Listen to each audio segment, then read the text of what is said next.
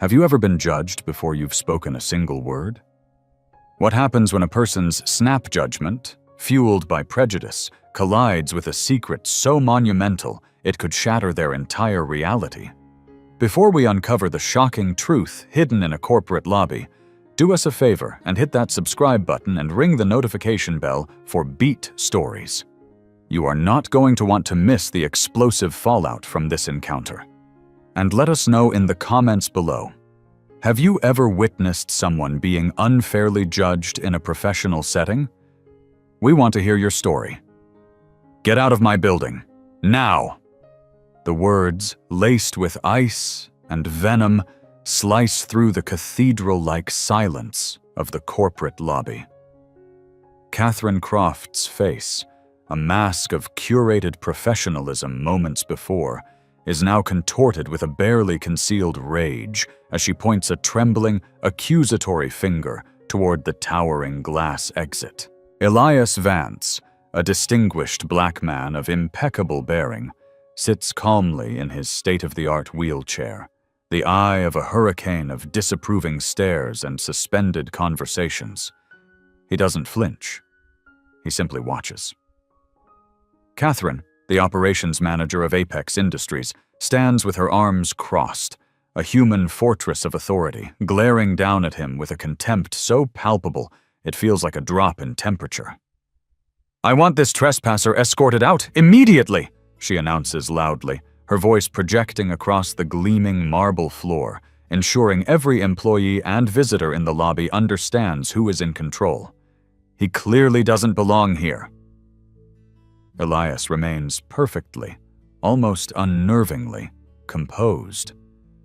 His expression is a placid lake, betraying none of the strategic currents moving beneath the surface as he reaches into the inner pocket of his tailored Italian suit jacket. It's a slow, deliberate movement. Catherine takes an instinctive, shuffling step backward, her eyes widening just a fraction. The nearest security guard, a young man named Peterson, tenses, his hand drifting unconsciously toward his belt. The air crackles with unspoken threat. With a whisper of fine wool, Elias extracts not a weapon, but two pieces of plastic. The first is a gleaming, heavy-stock platinum business card. The second is a building access key card, one that bears a single, terrifying word emblazoned across it in bold, authoritative letters: Owner. What Elias Vance does next will not just detonate Catherine Croft's career, it will trigger a cultural earthquake that will shake the very foundations of a Fortune 500 company.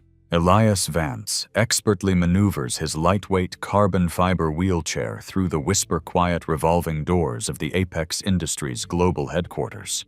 The gleaming downtown tower is a monument to modern capitalism, rising 40 stories above the frenetic pulse of the city's financial district, its polished glass exterior reflecting the crisp morning sun like an impassive mirror. At 45, Elias projects an aura of quiet, unshakable authority. His dark navy suit is impeccably tailored to accommodate his seated posture, his burgundy tie a slash of color against a starched white shirt. His investment firm, Phoenix Capital, has recently and very quietly acquired this building and the global tech company it houses. At this moment, fewer than 5 people in the entire world know this fact. Today's unannounced visit serves a very specific, calculated purpose: to assess the company's ambient culture before revealing himself as its new owner. These undercover audits have become his signature, unorthodox method after acquiring a dozen similar properties and companies over the last 5 years. He calls it a cultural stress test. The uniformed security guard at the massive front desk greets Elias with a professional, practiced courtesy, though a flicker of confusion crosses his face when Elias mentions he has a meeting, but provides no specific name or department. "I can call up to verify your appointment, sir," the guard offers, his finger hovering over an internal directory. That won't be necessary just yet, Elias replies, his voice smooth and resonant. I'm a bit early. From her command post behind a sleek glass partition, Catherine Croft watches Elias with eyes that narrow into judgmental slits.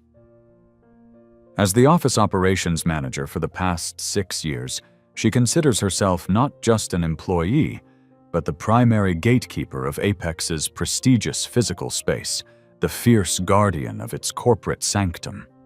She rises from her ergonomic chair, straightens the severe line of her pencil skirt, and approaches with a clipboard clutched to her chest like a shield. The institutional memory of the building, stored in dusty HR files, holds secrets about Catherine. 3 months earlier, a brilliant black software engineer filed a formal complaint detailing Catherine's excessive, almost obsessive scrutiny of his building access, demanding to see his badge multiple times a day. 6 months before that, a disabled marketing employee requested a departmental transfer, citing a pattern of uncomfortable and demeaning interactions with her.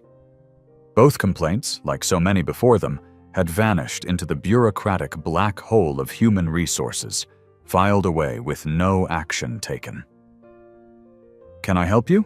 Catherine asks, her tone polished but frigid, suggesting the exact opposite of its intention.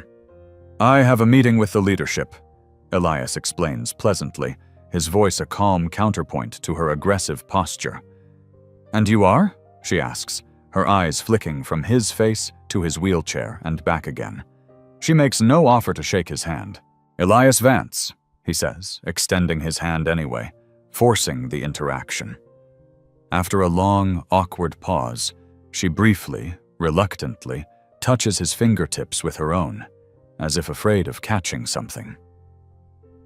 "I don't see any Elias Vance on today's executive calendar," she says, her voice carrying just loudly enough for the employees at nearby workstations to hear.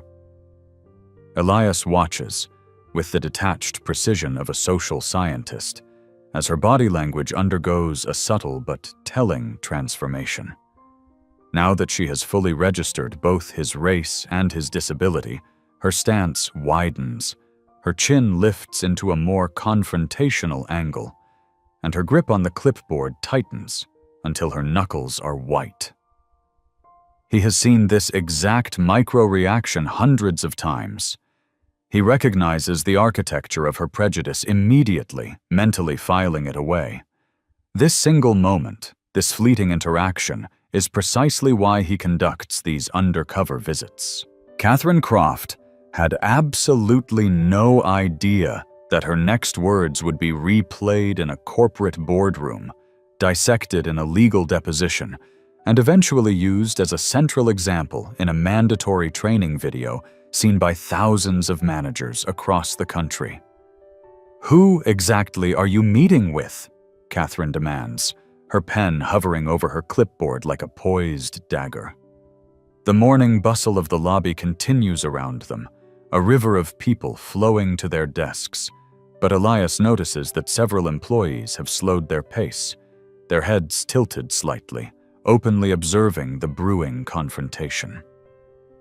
"I have an appointment with members of the executive leadership team," Elias responds, his voice unwavering. The statement is technically true. He owns the company now, which makes him the ultimate executive.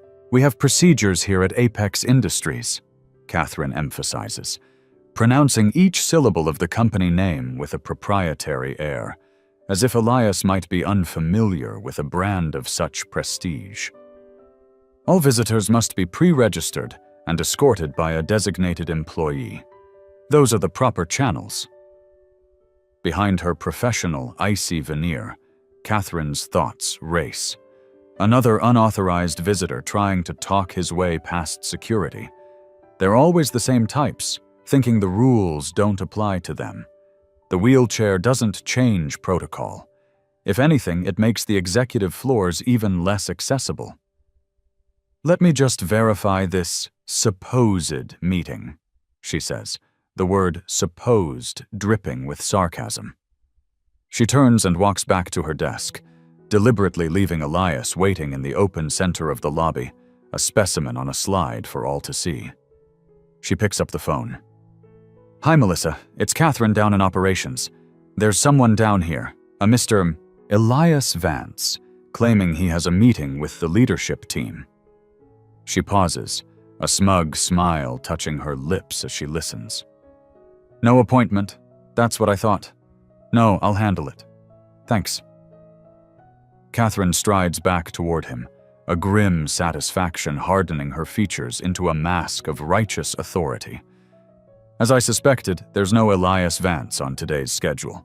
No meeting scheduled with anyone from leadership. "There may have been a miscommunication," Elias offers, his calm demeanor a stark contrast to her escalating hostility. "Perhaps I could wait here for a moment until I can reach my contact." "This is not a waiting room for people who don't have appointments," Catherine replies, her voice rising, losing its professional sheen and revealing the raw irritation beneath. "You'll need to leave the premises and reschedule through the proper channels." Elias's eyes drift to a young black woman at a nearby hot desk, watching the interaction with visible, profound discomfort. Her employee badge reads Maya Lin, Software Development. Their eyes meet for a brief, fleeting second, a silent acknowledgement before she quickly looks away, her fingers frozen above her keyboard. "I understand your concern for building security, Ms. Elias prompts. "Croft, Catherine Croft," she supplies, annoyed at having to identify herself. "Ms. Croft, I understand your concern, but I would appreciate the reasonable accommodation of being allowed to make a phone call to sort this out." "Everyone always wants special treatment," Catherine says with a dismissive wave of her hand, as if swatting away a fly. "But rules and procedures exist for a reason." Elias calmly weighs his options. He could end this entire charade in a second. One sentence, one flash of the access card in his pocket. But that would defeat the entire purpose of his cultural audit. This interaction, this raw, unfiltered ugliness, is providing exactly the kind of priceless insight he came for. As Elias reached for his phone to make a quick, perfunctory call, he had no idea that Catherine was about to cross a line of no return, a line that would cost her far more than just her job. "Attention, everyone," Catherine announces, raising her voice to a near shout, ensuring it carries across the entire expanse of the lobby. "This gentleman is being asked to leave the premises." She gestures dramatically towards Elias, as if he were a suspicious package that needed to be immediately neutralized. Conversations halt mid-sentence. Keyboards fall silent. Dozens of eyes from every corner of the vast lobby turn toward them, a collective wave of curiosity and discomfort. "If you do not comply immediately," Catherine continues, leaning closer to Elias, her voice dropping to a conspiratorial hiss, "I will have no choice but to contact the police and report you as a security threat." What would you do if you were an employee witnessing this? Would you step in? Would you look away? Let us know in the comments. Your answer says more about you than you think. And if you're finding this story as intense as we are, hit that like button to let us know. "I'd like to speak with your supervisor," Elias requests, his voice level and steady despite the public spectacle she is deliberately creating. "My supervisor doesn't deal with trespassers," Catherine retorts with a sneer. She adds, her gaze flicking meaningfully to his wheelchair. "Though I am curious, how would you even access the executive floors? The elevators require key card authentication, and I'm not sure how you'd manage that." Behind a nearby marble column, Maya Lin discreetly points the camera of her phone toward the confrontation, her thumb hovering nervously over the record button. She presses it. The red light blinks on. "I'm not trying to access anywhere without authorization," Elias explains, his voice patient, his awareness of the growing audience acute. "I simply need a few minutes of your time to clarify what is clearly a simple misunderstanding." "Let me be perfectly clear," Catherine says, crossing her arms again, adopting the posture of a prosecuting attorney. What you're attempting here is a common scam. We get it all the time. People try to talk their way into secure buildings. You are not the first person to try this approach. Elias sits straighter in his wheelchair, his posture radiating a dignity that defies the humiliating circumstances. He feels a familiar heat rising in his chest, but his face remains a mask of serene composure. 6 pairs of eyes are watching from the reception desk. 3 uniformed security personnel are now hovering nearby. A delivery person has paused his route, a stack of packages in his arms, just one more witness to this completely unnecessary public degradation. Your kind always seems to cause problems, Catherine adds, her voice a low, venomous whisper. The deliberate, poisonous ambiguity of her statement hangs in the air, a perfectly calculated imprecision that preserves her plausible deniability while making her meaning crystal clear to Elias. One of the security guards, a reluctant older man whose nameplate reads James, steps forward. His discomfort is palpable. "Ma'am, should I—" "Yes," Catherine interrupts, her voice sharp as broken glass. "Escort him out, now!" "May I please make one phone call first?" Elias asks, reaching for his smartphone. "I can verify my appointment and clear this all up." "Get out, now!"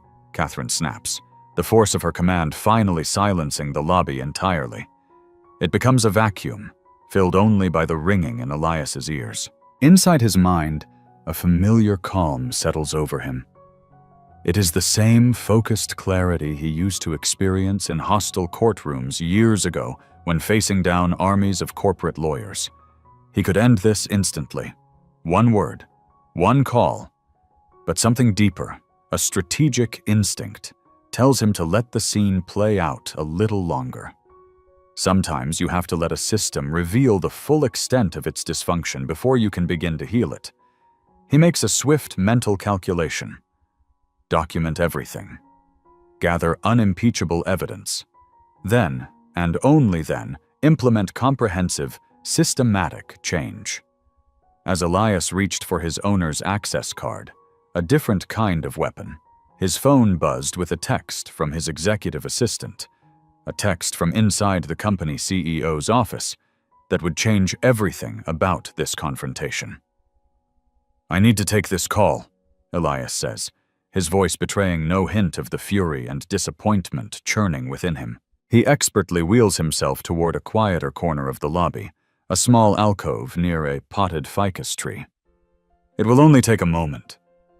Catherine follows him, hovering a few steps behind like a prison guard watching an inmate. "Make it quick." Elias Vance's face reveals nothing of the iron-willed determination now burning within him. On the surface, he is the picture of polite accommodation. Beneath that calm veneer, a strategic mind is documenting every detail of this encounter. He has experienced variations of this degrading scene dozens of times throughout his life. The snap judgments, the thinly veiled contempt, the public degradation. But unlike all those previous occasions, today he possesses the absolute authority to ensure there are real, lasting consequences. "Jeffrey," Elias speaks quietly into his phone. "I need all the information you have on a Catherine Croft. Croft. She's the operations manager here at Apex." He keeps his voice low, but he doesn't whisper. Nothing about his behavior will suggest guilt or uncertainty. His executive assistant, Jeffrey, responds immediately from their off-site command center. "Pulling her file now, Elias. Catherine Croft, 6 years with the company, promoted twice. 3 formal complaints filed against her in the past 18 months. All from minority employees. 2 for racial bias, 1 for disability discrimination. No disciplinary action was taken on any of them. Send me the complete company anti-discrimination policies and the entire HR reporting structure immediately," Elias instructs. "And please inform CEO Eleanor Pierce that I will be meeting with her and her team shortly." "Already done," Jeffrey replies. "She's aware of your unannounced visit today, but not of the specific timing or this incident." "Perfect. Don't mention what's happening just yet. I want to see how this plays out naturally, without executive interference." Elias recalls the patterns from his previous company acquisitions, how often a single, ugly interaction like this revealed deep, systemic rot within an organization. His entire methodology was developed after a lifetime of personal and professional experiences with discrimination, and was refined through a brilliant legal career representing the victims of toxic workplace hostility. The car accident that had put him in this wheelchair 5 years ago had not broken him. It had forged his resolve into something even stronger, transforming his mission into a crusade. Across the lobby, Catherine watches him with narrowed, suspicious eyes. In her warped perception, Elias's calm, composed phone conversation only confirms her suspicions. Trespassers and corporate spies often have accomplices, creating distractions while attempting to gain unauthorized access. She strides back toward him, her patience finally exhausted. "Time's up. You need to leave the premises immediately. This is your final warning." "I understand your concern for security, Ms. Croft," Elias replies, his voice still maddeningly calm. "Could I at least have the HR director's contact information before I go? I'd like to follow up about this interaction at a later time." "Absolutely not," Catherine says, her face flushing with anger at his audacity. She turns to the hesitant security guards. "Security! This man needs to be removed from the building, now, or I'll call 911 myself." In this exact moment, Elias Vance makes a silent promise. A promise to himself, a promise to Maya Lin, the brave young woman filming this, a promise to James, the security guard struggling with his conscience, and a promise to every single person who works in this building. What happens next will become a turning point, not just for the career of Catherine Croft, but for the entire organizational culture that created and enabled her behavior. He doesn't just want accountability for the insults of today. He wants a systematic transformation that will prevent situations like this from ever happening to anyone, ever again. What Catherine didn't realize was that Elias wasn't just documenting her appalling behavior. He was already implementing a company-wide response that was set to begin in exactly 17 minutes. 2 security personnel, James and the younger Peterson, approach from different directions, their reluctance and discomfort evident in their hesitant, shuffling steps. The older guard, James, keeps his hands visibly open and away from his belt, a small but significant gesture of de-escalation that Elias notices and mentally records. "Sir," the younger guard, Peterson, begins, clearly uncomfortable. "Ms. Croft has indicated that you are trespassing and are refusing to leave the premises." Before Elias can respond, Catherine interjects, her voice sharp and brittle. "He has no appointment and no authorization to be in this building. He has been asked repeatedly and politely to leave." "I have legitimate business in this building," Elias explains, speaking directly to James, recognizing him as the more reasonable party. "There appears to be a simple misunderstanding about the timing of my appointment." "He's lying," Catherine interrupts again, physically stepping between the 2 men. "I've checked with the executive offices myself. There is no appointment." James studies Elias's face, noting the calm demeanor, the expensive suit, the intelligent eyes. Something doesn't align with Catherine's increasingly frantic characterization of the situation. "Sir, can you just tell me who you were planning to meet with today?" Catherine's posture stiffens at being circumvented. "That's completely irrelevant. I am the operations manager, and I am the one who determines who has legitimate access to this building." "And I'm responsible for security," James counters, his voice quiet but firm. which means I need to understand the situation before putting my hands on anyone. While they speak, Maya Lin approaches from her desk, holding out a generic visitor badge. I can sign him in as my guest if that helps, she offers, her voice trembling slightly. He can wait in our department's conference room until his contact person is available. Catherine wheels on Maya, her eyes flashing with fury. Return to your desk, immediately! You are interfering with established security protocols. This could result in disciplinary action against you, Ms. Lin. Elias observes this additional, chilling display of authority abuse with a clinical, detached interest. The pattern is now undeniable.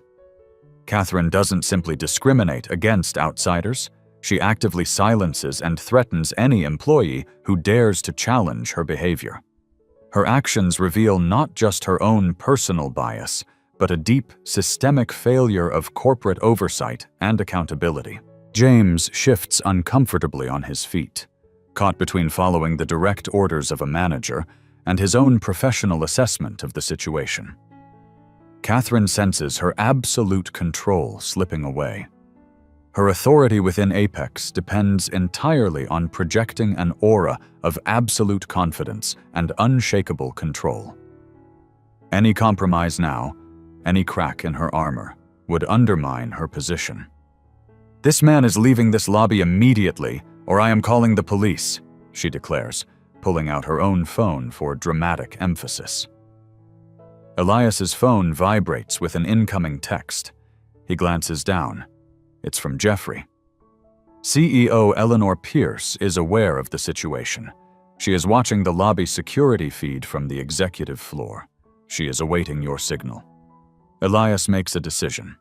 He will extend this test just a little further. If Catherine is willing to escalate to this extreme degree with a total stranger, what daily indignities and humiliations must her own employees endure?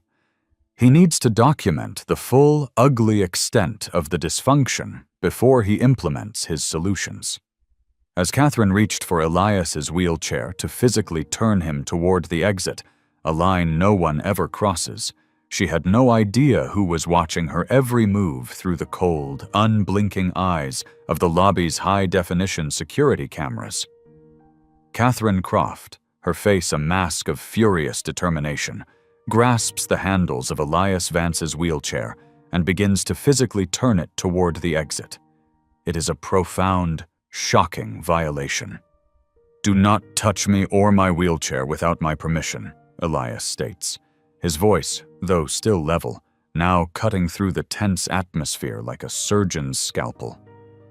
It is not a request. It is a command. "Remove your hands, immediately." Several employees in the lobby audibly gasp. A woman at the main reception desk covers her mouth with her hand. The security guards, James and Peterson, exchange alarmed glances. This has crossed a serious line. Catherine snatches her hands back from the wheelchair as if the handles were red hot, her expression morphing with practiced theatrical ease from one of aggressor to one of victim. "He's becoming aggressive," she announces loudly to her growing audience. "I was simply assisting him toward the exit, and he threatened me." On the 40th floor, CEO Eleanor Pierce watches the live security feed with growing horror and concern. The video stream shows clear, undeniable angles of the entire confrontation from 3 different cameras. Her finger hovers over the speed dial to the lobby security desk, debating whether to intervene directly or to continue observing, to trust the process Elias had outlined. "This has gone far enough," Catherine declares, once again pulling out her cell phone. "I am calling building management right now to report this entire incident." The supreme irony of her statement isn't lost on Elias. The building management company reports directly to Phoenix Capital, a fact that will become painfully, humiliatingly clear to Catherine very soon. While Catherine steps away to make her performative call, Elias beckons James closer. "I understand you are in a difficult position," Elias says quietly, his voice full of a sudden, surprising empathy. You are trying to do your job while sensing that something is not right about this situation. I appreciate that. James just nods slightly, his expression grateful. Sir, if you could just tell me who you're here to see, maybe I can help sort this out without any further escalation. That will become very clear very soon, James, Elias responds. But I do appreciate your professionalism in what is obviously a very challenging circumstance. Maya Lin approaches again, her bravery now solidified. This time she holds out a business card. This is my manager's direct contact information, she says, discreetly handing it to Elias. I think he will want to know about this. Catherine returns, her face flushed with a renewed, righteous determination. You are interfering with my authority again, she snaps at Maya. That is 2 serious policy violations in one day, Ms. Lin. You can expect a write-up. And you, she turns to James, her voice dripping with condescension, are failing to adequately maintain building security protocols. Both of you will face disciplinary action for this insubordination. Elias recognizes the deeper patterns at work, the playbook of a toxic manager, the weaponization of corporate policy against anyone who shows basic human decency, the use of threats and retaliation to maintain absolute control, the creation of a poisonous culture where bystanders are punished for intervention. This isn't just about one prejudiced, power-hungry manager anymore. It's about a broken system that enables and rewards her toxic behavior. Elias discreetly holds his phone at his side, the video call to Jeffrey still active and recording. He makes a subtle, almost imperceptible hand signal, a gesture they have developed over years of working together on dozens of these hostile takeovers. Jeffrey immediately understands. Initiate Protocol 17. It is their predetermined, comprehensive plan for immediate organizational intervention when systemic failures are positively identified in the field. As the main elevator doors behind Catherine chimed softly, neither she nor Elias could have possibly expected who would step out or what damning evidence they would be bringing with them. The elevator chimes, a soft, pleasant sound that is completely at odds with the toxic tension in the lobby. The polished steel doors slide open. CEO Eleanor Pierce steps out, followed closely by David Chen, Apex's beleaguered HR director. Both wear expressions of grave, profound concern. Catherine, completely consumed by her tirade, is unaware of their presence behind her. If your own security team won't remove you, then I will call the police myself. You are trespassing on private property, and I will see to it that you are charged. Is there a problem here, Catherine? Eleanor Pierce asks, her voice preternaturally calm, but carrying an authority that immediately silences the entire lobby. Catherine spins around, her eyes widening in shock at the unexpected sight of the CEO. Her entire demeanor transforms in an instant. Her back straightens, her voice softens, her hands move to smooth the wrinkles from her skirt. Ms. Pierce, I was just handling a security situation. This man, he entered the building without authorization and is refusing to leave. Eleanor steps forward, her gaze moving slowly from Catherine to Elias and back again. Could you please explain to me exactly what's happening? Of course, Catherine responds, her confidence surging back, believing the CEO has come to support her authority. This individual claimed to have a meeting with the leadership team, but there's nothing in the system. When he was asked to leave, he became confrontational. Eleanor observes Elias, who remains impeccably composed in his wheelchair, showing absolutely no signs of the confrontational behavior Catherine is describing. He was argumentative when security approached, Catherine continues, her story growing more embellished with each sentence. He refused to follow the standard building procedures that apply to everyone here at Apex. Elias remains silent, a master strategist allowing his opponent to completely overplay her hand, to build her own gallows with her lies. I have a video of the entire interaction, Maya Lin says, her voice trembling but clear as she steps forward, holding up her phone. If that would be helpful. You recorded this without authorization? Catherine snaps, trying to intimidate Maya back into silence. That's a gross violation of company privacy policies. You're to hand over that phone to me immediately. David Chen, the HR director, speaks for the first time, his voice weary. Actually, Catherine, our employees are permitted to document potential policy violations. It's in our updated employee handbook from last quarter. This man was belligerent, Catherine insists, her story evolving even further, growing more desperate. He was clearly attempting to access restricted areas without proper credentials. Elias watches the complex interplay of power with the experienced eyes of a corporate predator. The entire company's dynamics are revealing themselves in real time. Catherine's absolute confidence that she will face no consequences. Eleanor's deep concern, but her initial hesitation to intervene decisively. David's professional knowledge being undermined by his hierarchical deference to a powerful manager. These are not the signs of a healthy organization.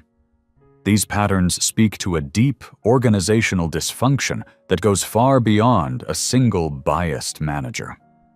The tension in the lobby builds to a breaking point as dozens of employees pause their work to watch the confrontation unfold. The security cameras continue their silent, impartial recording from multiple angles. James stands at attention, his face a mask of stone, awaiting clear, unambiguous instructions. Maya clutches her phone, the evidence now secured. Catherine senses that control of the situation is slipping away from her, but she tragically misunderstands the nature of her predicament. She believes this is about reasserting her managerial authority, not recognizing that it is the precise moment that her entire professional reality is about to shatter into a million pieces.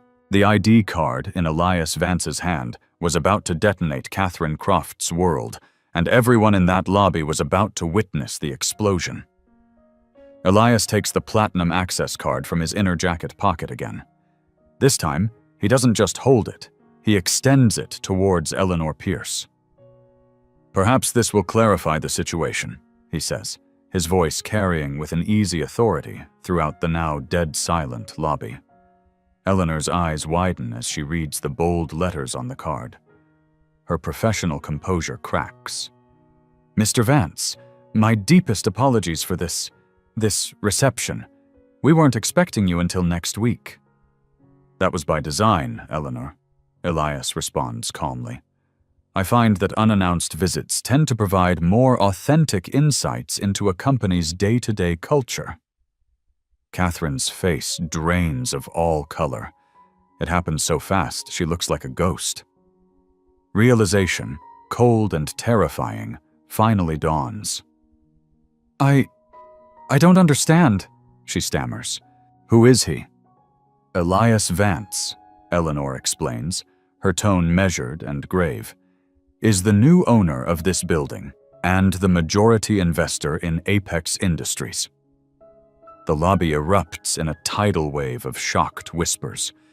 Employees exchange wide-eyed glances of disbelief and, from some, a flash of poorly concealed, triumphant satisfaction. Catherine stares at Elias as if seeing him for the very first time. Her entire world tilts violently on its axis as her brain struggles to process the cataclysmic implications of this revelation. The man she has just harassed, insulted, and threatened to have arrested owns the very company that employs her. Elias Vance's path to this exact moment began 15 years ago, not as an investor, but as a firebrand civil rights attorney representing the victims of brutal workplace discrimination. After winning a landmark, record-breaking case against a Fortune 500 company, he had a profound epiphany.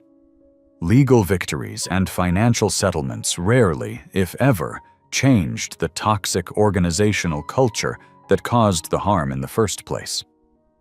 He leveraged his massive settlement to start a new kind of investment firm, Phoenix Capital, with a unique and radical mission: acquire companies with documented discrimination issues and fundamentally transform them from within. His approach is methodical and ruthless. Purchase controlling interest, conduct undercover cultural audits, then implement sweeping, comprehensive reforms from the top down.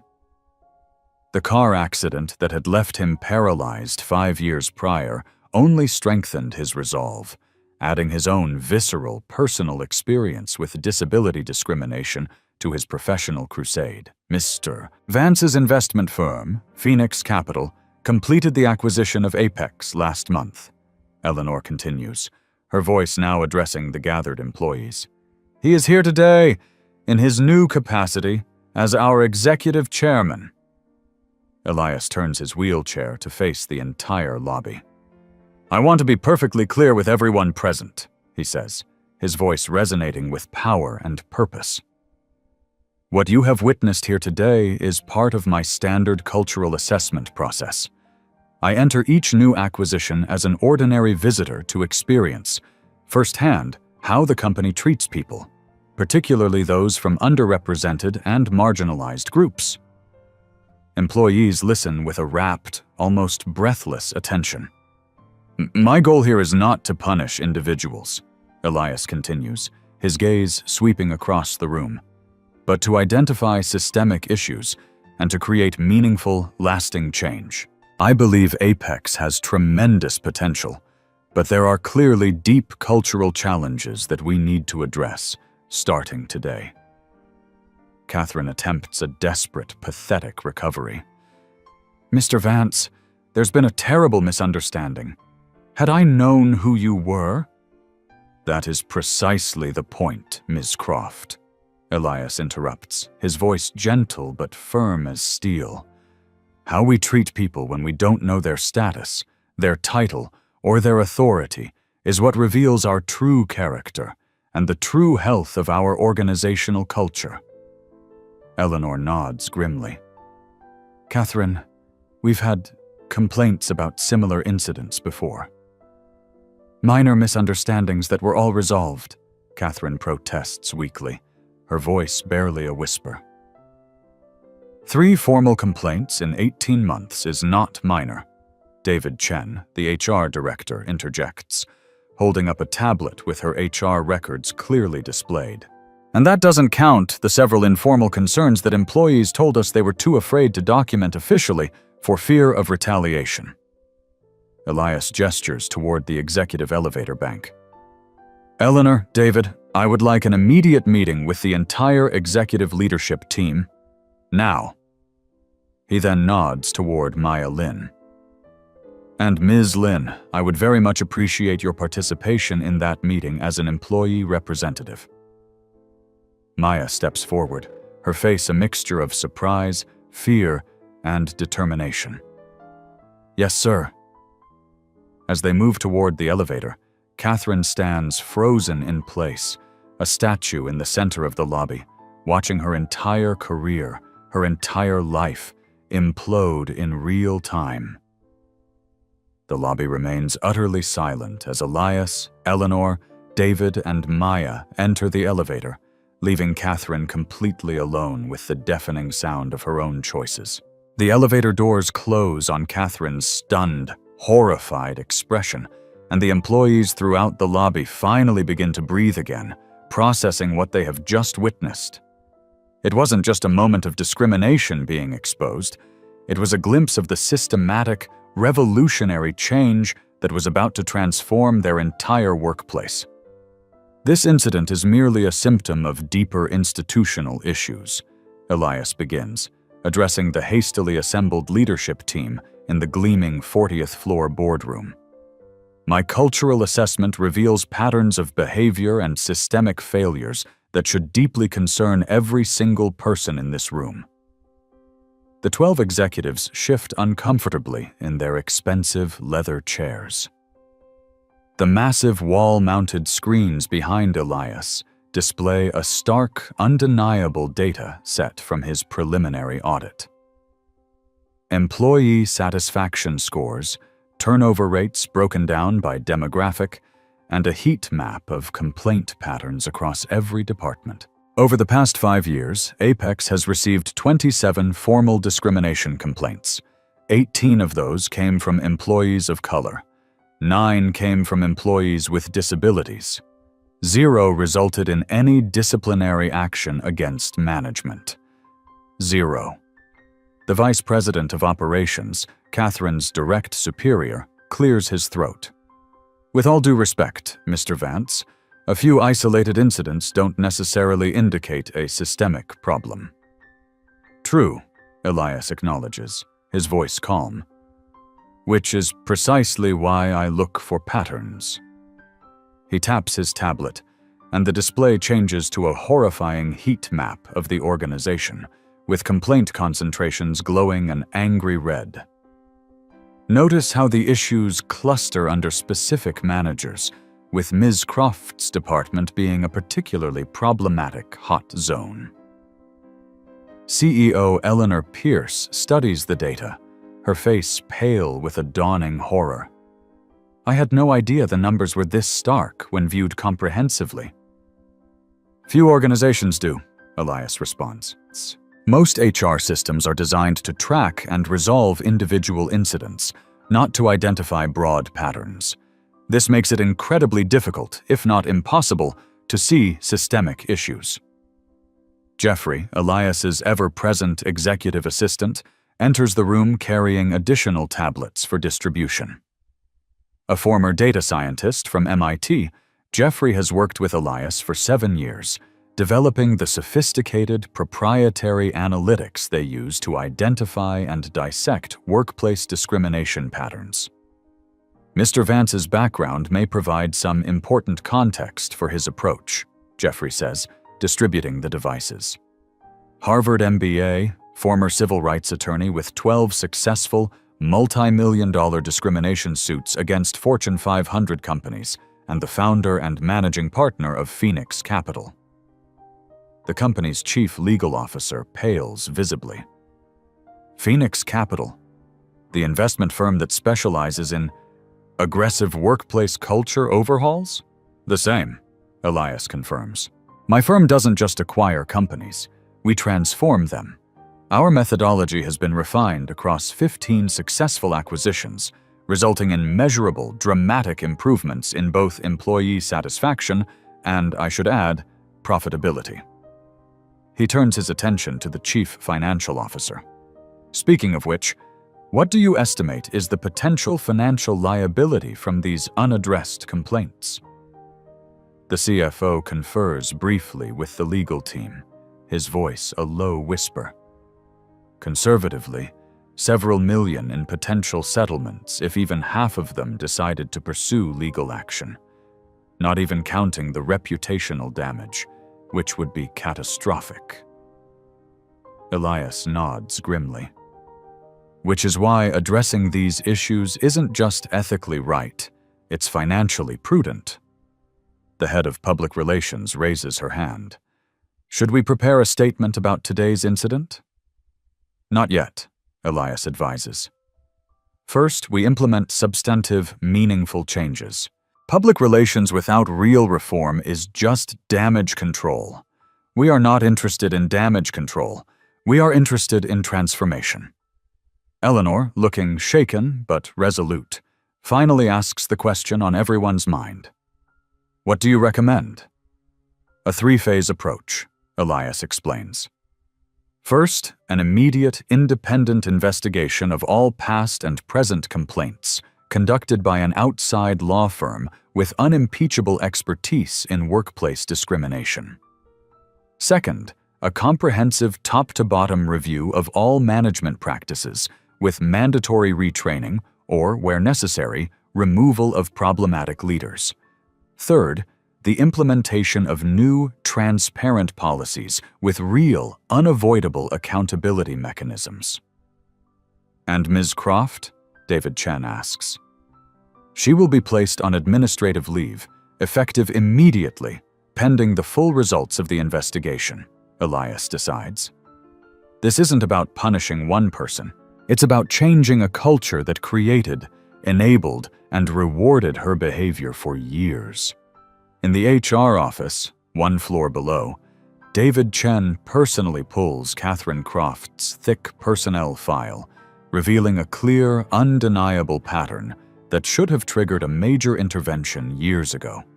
Complaints about her excessive scrutiny of minority employees, her dismissive and cruel treatment of accommodation requests, and her selective, biased enforcement of policies. Each complaint includes the same infuriating resolution. Matter discussed with employee. No further action required. We failed these people, David admits quietly to his deputy.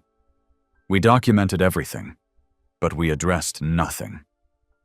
Across the building, Maya Lin sits in a small conference room with 5 other empowered employees, developing the initial framework for a new, company-wide inclusion task force.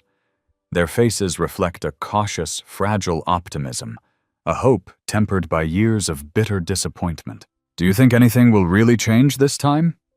asks a senior developer who has been with the company for 8 long years. "I do," Maya responds, a newfound confidence in her voice. "I've never seen leadership this shaken up before." By late afternoon, every employee receives a company-wide email from Elias Vance, announcing the acquisition by Phoenix Capital and a forthcoming, comprehensive cultural transformation initiative. The message emphasizes that the changes will be substantive, not cosmetic, with multiple opportunities for direct employee input at every single stage. In her apartment that evening, Catherine Croft stares at the formal, coldly worded email notifying her of her immediate administrative leave. The clinical, legal language does nothing to soften the brutal reality. Her career at Apex, as she knew it, is effectively over. Meanwhile, a team of representatives from a top employment law firm arrives at Apex headquarters, establishing a temporary, secure office for confidential interviews and a full review of all documentation. Elias meets privately and personally with the employees who had previously filed complaints, listening intently to their stories, to the experiences that their management had dismissed and ignored for years. "We thought no one cared," one employee tells him, her voice thick with emotion. "We filed the complaints because we felt we had to, but we never, ever expected anything to change." "That ends now," Elias promises, his voice resonating with an absolute conviction. "What happens next will ensure that your voices are not just heard, but are finally and powerfully acted upon." As Catherine sat across the table from the flinty-eyed employment attorney the next morning, the thick manila folder they placed on the table between them contained evidence, video, statements, data that would make her discrimination hearing unlike any the company had ever conducted.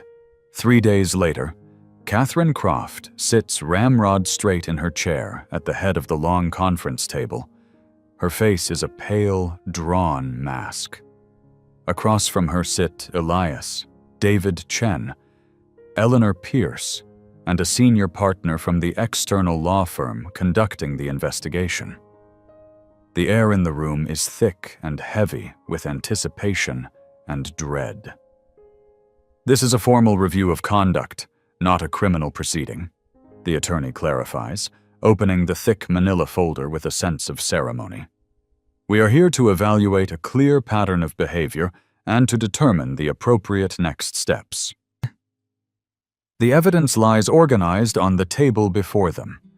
A high-definition copy of Maya Lin's video from the lobby incident, the 6 formal complaints filed against Catherine over the past 2 years, 15 signed and sworn witness statements from current and former employees, and a chilling statistical analysis showing Catherine's vastly disproportionate enforcement of company policies against minority and disabled employees. Ms. Croft, could you please explain your approach to the incident involving Mr. Vance?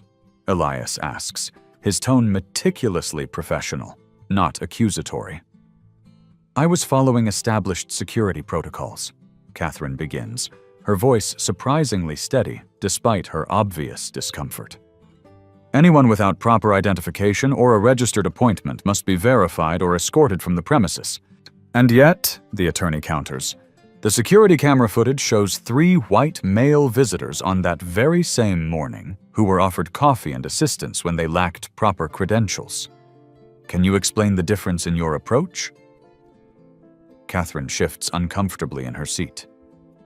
Those situations were different. They didn't seem suspicious. And what specifically, Ms. Croft, made Mr. Vance seem suspicious to you? Her response comes out automatically, a rehearsed justification. He was being evasive about the purpose of his visit and wouldn't provide specific contact information for his supposed meeting. The video footage shows that he attempted to explain the situation to you several times before you repeatedly interrupted him, the lawyer notes, reviewing a printed transcript of the encounter. Would you characterize that behavior as evasive?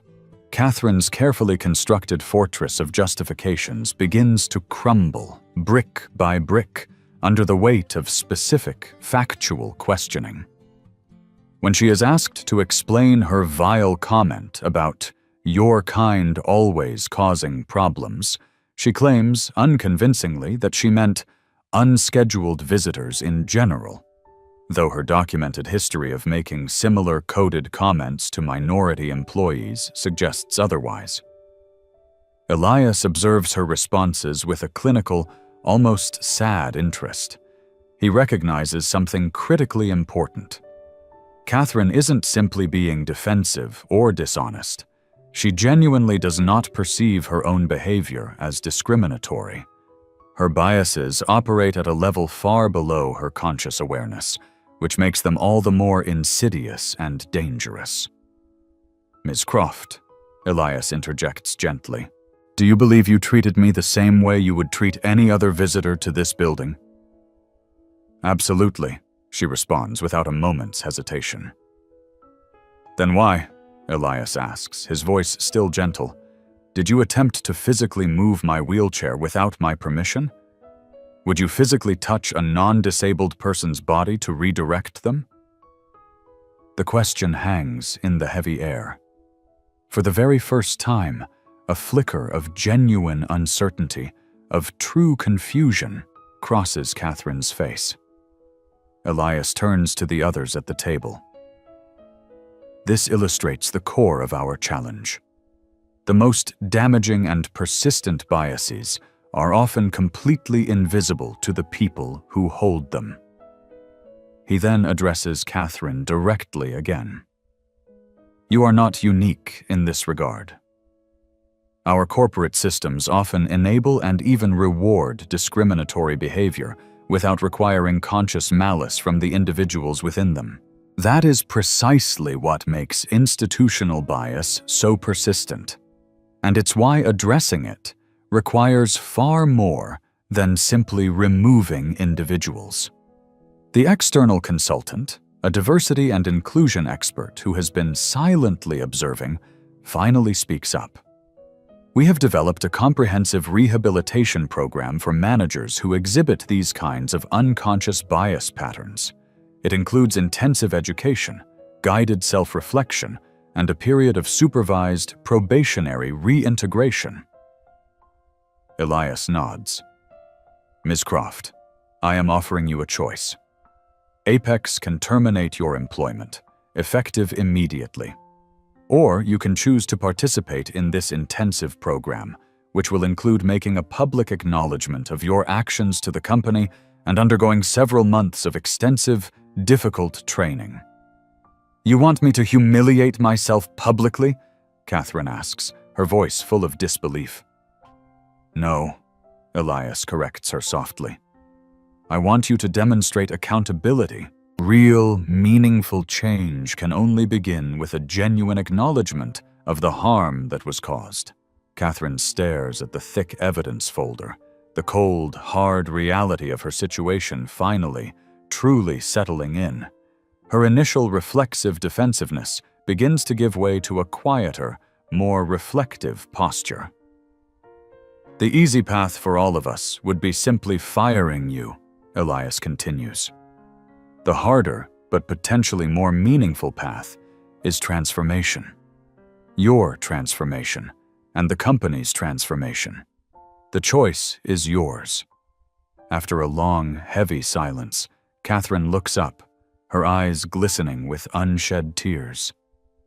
"I never thought of myself as that kind of person. But the evidence suggests otherwise, doesn't it?" It's not quite an admission, but it's a start. It's a crack in the thick wall of denial that might, eventually, lead to genuine understanding and change. I'll take the program," she finally says, her voice barely a whisper. "I want to understand what I didn't see."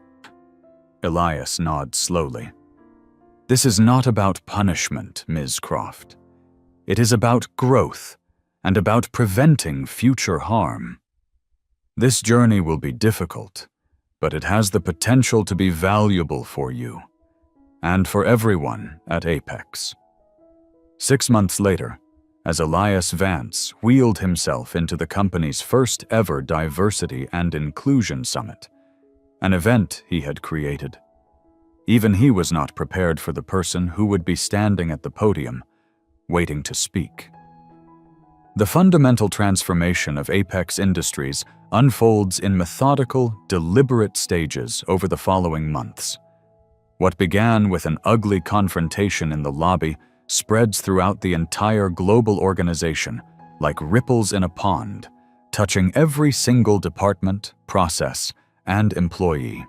A new harassment and discrimination reporting system is launched company-wide, featuring fully anonymous submission options and a transparent, publicly viewable dashboard that tracks the status of every single complaint resolution. Complaints now flow directly to a newly formed independent oversight committee, which is composed of elected representatives from every level of the organization, not just a handful of executives in the C-suite. The innovative management training program that was pioneered at Apex begins to catch the attention of their industry peers. Its distinctive approach, combining hard data analytics, psychological research into unconscious bias, and practical real-world scenario training, produces immediate, measurable improvements in workplace interactions and employee morale. Within just 4 months, 3 major competing tech firms request permission from Apex to license and implement adapted versions of the program for their own managers. Elias begins to meet with the CEOs of other large companies, generously sharing insights from Apex's ongoing transformation. The ROI on genuine inclusion isn't just moral, it's financial, he explains during a keynote speech at a major industry conference. Since implementing these changes, we've already seen a 23% reduction in employee turnover and a 17% increase in our successful recruitment of senior-level diverse talent. Maya Lin steps into her newly created role as the Director of Inclusive Culture with a natural authority and grace. The same quiet courage that prompted her to hit record on her phone now shapes company-wide policies that affect thousands of employees across the globe. Her team develops new, data-driven evaluation metrics that can identify potential discrimination patterns in hiring, promotion, and retention before they become entrenched systemic problems. Quarterly employee satisfaction surveys reveal a steady, dramatic improvement. The answer to the question, "I feel valued and respected at Apex, regardless of my background or identity," shows the most dramatic increase, jumping from a dismal 62% agreement to an astounding 89% in just 6 months. In a development that few people, least of all Elias, would have predicted, Catherine Croft completes her intensive rehabilitation program with an unexpected and profound commitment. Initially reluctant and defensive, she gradually develops a genuine, painful insight into her own behavior patterns. Her personal moment of reckoning comes during a recorded therapy session where she is made to review the lobby video with her diversity consultant. I wouldn't have believed I could act that way if I hadn't seen it myself, she admits, her voice thick with shame. The worst part is realizing I would have continued treating people like that for the rest of my career, without ever once recognizing the harm I was causing. Catherine becomes an unlikely but powerful advocate for change, speaking candidly and vulnerably about her own journey of discovery in management training sessions. I didn't think of myself as biased, because I didn't use slurs or explicitly discriminate, she tells a group of skeptical mid-level managers. But I've learned that bias isn't always about what you consciously believe. It's about the behaviors you've normalized without ever questioning who they protect and who they punish. The business press takes notice.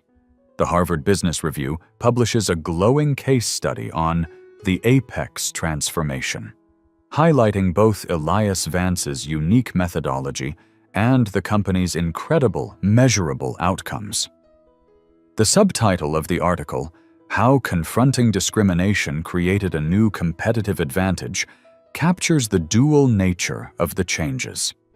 Ethical improvement yielding tangible, practical benefits. Phoenix Capital announces plans to implement similar initiatives at 3 additional portfolio companies. The Apex model, now refined and proven, becomes a powerful blueprint for institutional change that other organizations can follow. The company's improved retention metrics, particularly among women, people of color, and employees with disabilities, provide compelling, undeniable evidence that inclusive workplaces don't just feel better, they perform better financially. A year after Elias Vance's ugly confrontation with Catherine Croft, Apex Industries receives its first ever award for Best Workplace Culture, a remarkable, almost unbelievable turnaround from its previous toxic reputation. At the 1-year anniversary celebration of the new Apex Culture Initiative, Elias had one final surprise planned, a surprise that would bring his incredible journey with Catherine Croft full circle in the most public and powerful way imaginable. 1 year to the day after Elias Vance revealed his identity in the Apex lobby, employees gather for the company's inaugural Inclusive Excellence Awards ceremony. The transformed atrium features a new, permanent stage where once there was only a security desk, a powerful, symbolic reclaiming of the very space where discrimination had once been so publicly and shamelessly displayed. Elias sits in the front row beside Eleanor Pierce and David Chen, observing the festive gathering with a deep, quiet satisfaction. The metrics tell part of the story: improved retention, increased productivity, stronger recruitment outcomes. But the real transformation is visible in the atmosphere itself. Employees from dozens of different departments are mingling comfortably. Conversations are flowing easily across old hierarchical boundaries, and there is a palpable sense of shared purpose and belonging that no spreadsheet could ever quantify. Maya Lin, now a confident and respected leader in the company, approaches the podium. It is my incredible honor to introduce our keynote speaker, the architect of our transformation and the catalyst for the new Apex, our executive chairman, Elias Vance. Thunderous applause fills the atrium as Elias wheels onto the stage. He surveys the audience, seeing hundreds of faces that represent the company's incredible evolution from a place of systemic dysfunction to an emerging exemplar of corporate change. Transformation always begins with truth, Elias starts, his voice resonant and strong. My journey to this moment began 20 years ago, when, as a young, idealistic attorney, I represented clients who were facing horrific workplace discrimination. I believed back then that winning legal victories and securing large settlements would create lasting change. I was wrong. When he shares the story of his accident, explaining how experiencing disability discrimination firsthand had profoundly shifted his approach from litigation to systemic reform, I realized that we needed to change organizations from within, not just penalize them from the outside. Today, I want to recognize someone whose own personal journey embodies the difficult but necessary transformation we seek to create. Elias continues, his voice softening. Someone who had the courage to confront their own biases, to do the hard work of unlearning, and to grow from that painful reckoning. Please join me in welcoming Catherine Croft. A murmur of surprise ripples through the audience as Catherine walks to the stage. Her posture communicates neither her old defiance nor a new shame, but a measured, quiet self-awareness that was utterly absent a year ago. I stand before you today as both a cautionary tale and, I hope, a testament to the possibility of change, Catherine begins, her voice clear and steady. A year ago, in this very room, I humiliated a man because of unconscious biases I refused to acknowledge I even had. Today, I can name those biases, and I can finally recognize the harm they caused, not just to Mr. Vance, but to countless colleagues over the course of many years. Her words land with a stunning, authentic weight. Systems can enable discrimination even when there's no explicit intent to harm. For years, I enforced those systems without ever once questioning who they were designed to protect and who they were designed to punish. Elias returns to the microphone to announce the expansion of the Apex program to 3 additional companies in his portfolio. What we have built here isn't just for Apex, he says. It is a model, a blueprint that can transform workplaces everywhere. He presents a special recognition award to James, the security guard whose quiet integrity and moral courage helped prevent further escalation on that fateful day, and to other employees like Maya, who demonstrated incredible courage during the organization's challenging, painful transition. Later, in a quiet moment away from the celebration, Elias reflects on the long journey. Despite the meaningful, measurable progress, he harbors no illusions about the immense work that remains. Cultural transformation is not a destination. It is a continuous, never-ending process that requires constant vigilance, humility, and commitment. The ceremony concludes with the official unveiling of the company's new, prominently displayed value statement, etched into the marble wall of the lobby. Dignity is non-negotiable. As the employees filter out, their conversations full of hope and excitement, Elias exchanges a brief, professional nod with Catherine. They are not friends. They are not fully reconciled.